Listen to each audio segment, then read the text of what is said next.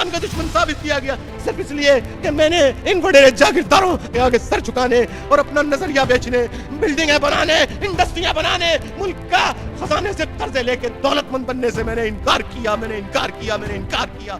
اس کی سیاست کو ہم جو نام دیں، اس پر جیسا بھی الزام ہو، لیکن اسے ایک کمال کرنے کا کریڈٹ تو دیا جانا چاہیے۔ وہ اپنے چھوٹے سے گھر کے دروازے سے نکلا، اپنی 50 سٹارٹ کی اور سست رفتار سے چلتا ہوا ساری رکاوٹیں پار کر کے پاکستان کی اس سیاست میں داخل ہو گیا جو دولت مندوں، سرمایہ داروں اور جاگیرداروں کے لیے مخصوص تھی۔ آپ نے صحیح سمجھا، ذکر ہے الطاف حسین کا، شاید ملک کے متنازع ترین سیاستداں، جن سے نفرت کرنے والے بے شمار تو محبت کرنے والے بھی کم نہیں۔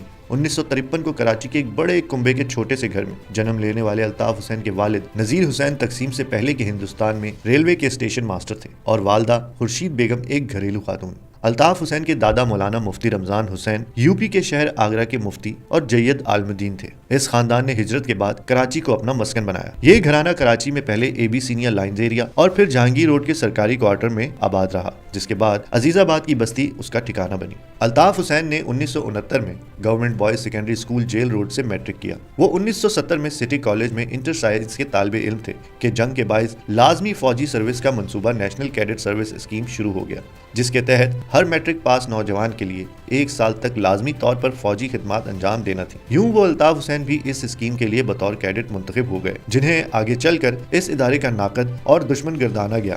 الطاف حسین نے 1974 میں جامعہ کراچی سے بی فارمیسی کرنے کے بعد ایم فارمیسی میں داخلہ لیا، لیکن یونیورسٹی چھوڑنے پر مجبور ہو گئے۔ انہوں نے کراچی میں 7 ڈے ہسپتال میں بطور ٹرینی کام کیا اور 2 غیر ملکی دوا ساز اداروں میں بھی ملازمت کی۔ اگرچہ وہ بھٹو کے خلاف چلنے والی 77 کی تحریک میں جلسوں کے اسٹیج پر فعال کردار ادا کرتے رہے تھے، لیکن عملی سیاست کا آغاز انہوں نے جامعہ کراچی سے بطور طالب علم کیا۔ الطاف حسین نے مہاجر طلبہ کو منظم کر کے 11 جون 1978 کو آل پاکستان مہاجر اسٹوڈنٹس آرگنائزیشن کی بنیاد رکھی اور اس کے بانی چیئرمین بنے۔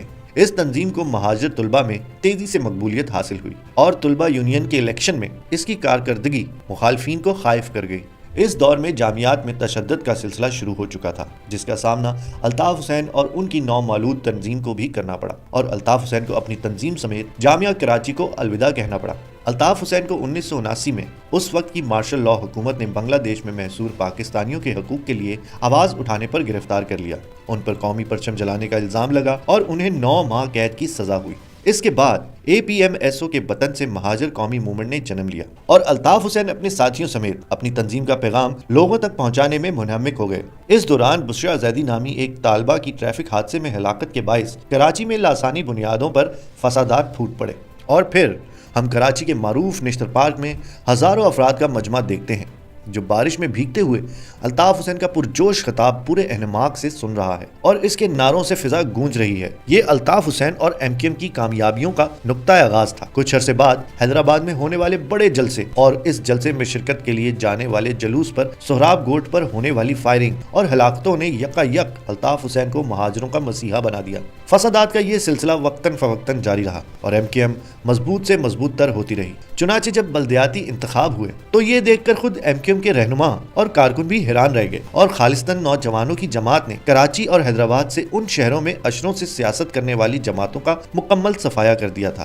پھر تو ایم کیو ایم اور انتخابی کامیابی لازم و ملزوم ہو گئی اور آگے ہونے والے سارے انتخابات میں کراچی اور حیدرآباد میں مہاجر اکثریت کے تمام حلقوں میں ایم کیو ایم تواتر سے جیتتی رہی، لیکن ساتھ ہی ساتھ ایم کیو ایم پر تشدد، بھتہ خوری، مخالفین کے قتل جیسے سنگین الزامات بھی لگنے لگے۔ ان الزامات کے جلو میں ایم کیو ایم کونسلروں کی نشست سے صوبائی اور وفاقی وزراء کے مناصب تک جا پہنچی اور پھر ایک دن اس اطلاع نے سب کو ششدر کر دیا کہ جس ایم کیو ایم میں اتحاد اور تنظیم کے بڑے بڑے دعوے کیے جاتے ہیں، اس کے رہنما آفاق احمد، عامر خان اور بدر اقبال نے الطاف حسین سے اپنی راہیں الگ کر لی ہیں اور علیحدہ گروپ کی صورت میں سامنے آئے ہیں، جسے پہلے منحرف گروپ کا نام دیا گیا۔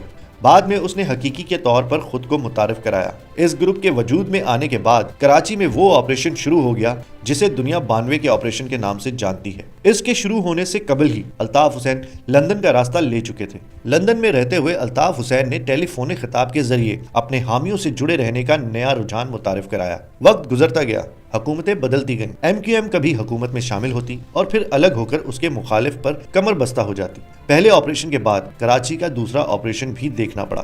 جو پہلے سے کہیں زیادہ خوفناک تھا۔ ایم کیو ایم کے کارکنوں کے ماورائے عدالت قتل، عام شہریوں کی ہلاکتیں، پولیس اور دیگر قانون نافذ کرنے والے اداروں کے اہلکاروں کی جان لینے کے واقعات نے کراچی کو جنگل بنا دیا۔ اس سب کے دوران الطاف حسین کی مقبولیت برقرار رہی، بلکہ ان کا مرتبہ بڑھتا ہے۔ پہلے وہ قائد کہلاتے تھے، پھر ترقی کر کے پیر صاحب کہے جانے لگے۔ الطاف حسین کی لہو گرماتی تقریریں، جو پہلے لوگ انہیں سامنے دیکھتے ہوئے براہ راست سنا کرتے تھے، اب بہت دور ٹیلی فون کی مدد سے ان تک پہنچتی تھی، لیکن پنڈال یوں ہی بھرے ہوتے تھے جیسے ان کا لیڈر سامنے سٹیج پر کھڑا ان سے مخاطب ہو۔ الطاف حسین اپنی تنظیم کے قائد سے بڑھ کر کسی ملوکیت زدہ ریاست کے مختار کل بادشاہ کا روپ دھار چکے تھے۔ ایم کیو ایم کے رہنماؤں اور کارکنوں کے لیے تو ان کا ہر لفظ حرف آخر تھا ہی۔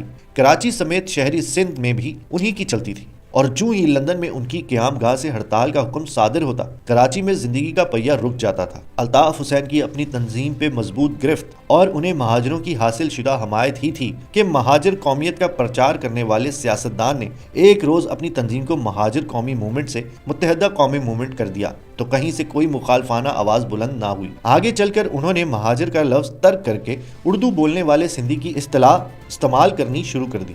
ایم کیو ایم کے کارکنوں اور مہاجر عوام پر اچھا برا وقت آتا رہا، لیکن الطاف حسین ہر مصیبت سے محفوظ رہے۔ برطانیہ کی شہریت کے حصول نے برطانیہ کو ان کے لیے ایسی پناہ گاہ بنا دیا جہاں کوئی پاکستانی ادارہ ان کا کچھ نہیں بگاڑ سکتا تھا۔ ایک دن انہوں نے شادی کر کے لوگوں کو چونکا دیا۔ فائزہ قبول سے شادی کی قدرت نے الطاف حسین کو ایک بیٹی افزا سے نوازا۔ یہ شادی برقرار نہ رہ سکی اور جوڑے میں طلاق ہو گئی۔ پرویز مشرف کا دور آیا تو لگا کہ ایم کیو ایم نے ہم کو منزل نہیں رہنما چاہیے کا بے معنی اور مذائقہ خیز نعرہ لگانے کے باوجود اپنے خوابوں کی منزل پالی۔ اس دور میں پہلی بار ایم کیو ایم کو سندھ کی گورنرشپ ملی، صوبے کی وزارتوں میں برابر کا حصہ ملا، مرکز میں اہم وزارتیں دی گئیں، بلدیاتی اداروں کا اقتدار اس کے ہاتھ آیا اور کراچی میں تعمیر و ترقی کا نیا باب شروع ہوا۔ سب سے بڑھ کر الطاف حسین کے درینہ مطالبے پر عمل کرتے ہوئے، ایم کیو ایم حقیقی کے خلاف آپریشن کرتے ہوئے، وہ علاقے جہاں اس کا راج تھا اور جنہیں نو گو ایریا کہا جاتا تھا، ایم کیو ایم کے حوالے کر دیے گئے اور آفاق احمد اور عامر خان کفس کے حوالے ہوئے۔ رفتہ رفتہ جادو سی کی تاثیر رکھنے والے الطاف حسین کی تقریریں کبھی اشتعال پھیلاتی آگ میں بدلنے لگیں تو کبھی لوگوں کی تفریح کا سامان بننے لگیں۔ ان تقریروں میں گانے، ہلکے پھلکے رقص کے مناظر، ایک پپی ادھر ایک پپی ادھر جیسے جملے،